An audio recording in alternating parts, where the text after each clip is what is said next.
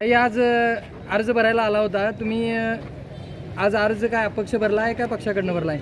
आज आम्ही पक्षाकडून भरला आहे.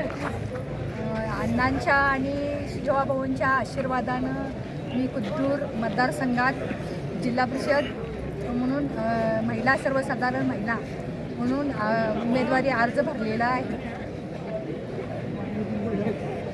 या माध्यमातून आपण विकास दिशा काय आहे तुमची भविष्यात कुद्दूर मतदारसंघात? कुद्दूर मतदारसंघातच असं नाही, मी तालुक्यातच विकासाच्या संबंधाने मी सांगते. गेली 15 वर्ष 20 वर्ष मी जिल्हा परिषदमध्ये काम करत आहे. मध्यंतरी मी महिला बालकल्याण सभापती म्हणून काम केलेलं आहे. त्या माध्यमातून महिलांचं सक्षमीकरण आणि महिला सक्षमीकरण तालुक्यातील पूर्ण तालुक्यातील महिला सक्षम झाल्या पाहिजे. मुलींचा अभ्यास विकास झाला पाहिजे. त्या माध्यमातून मी इलेक्शन आता गेली 20 वर्ष लढवत आहे आणि मी तसे कार्यही केलेलं आहे.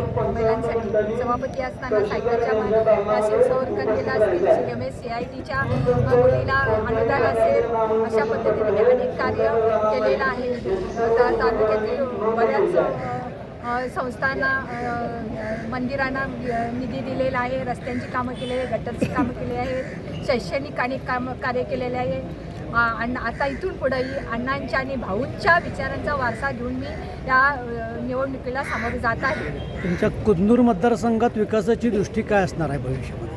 कुद्दूर मतदारसंघात तसं म्हटलं तर ते मतदारसंघात मला नवीनच आहे आणि आता येणारी त्या मतदारसंघात 33 गावं आहेत. त्या 33 गावाचा आराखडा मी आता अजून काही केलेलं नाही, पण जिथं जिथं काही माझी गरज म्हणजे जिल्हा परिषदच्या माध्यमातून जे काही विकास कामं करता येतील ती विकास कामं करण्याचा मी प्रयत्न करणार आहे.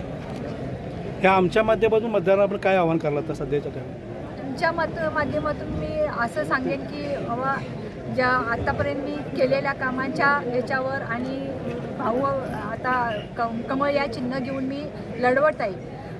देशात कमळ आहे, राज्यात कमळ आहे, आता ह्याच्यात महाराष्ट्रात कमळ आहे, मनपात पण कमळ झालं.